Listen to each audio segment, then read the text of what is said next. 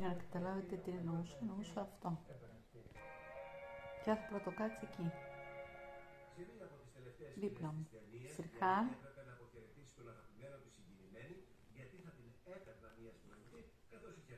Ζιζέλ.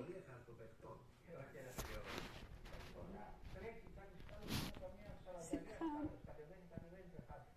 Φάτσα. Ταλιμπάν. Ο Ντολμάς και ο Ταλιμπάν.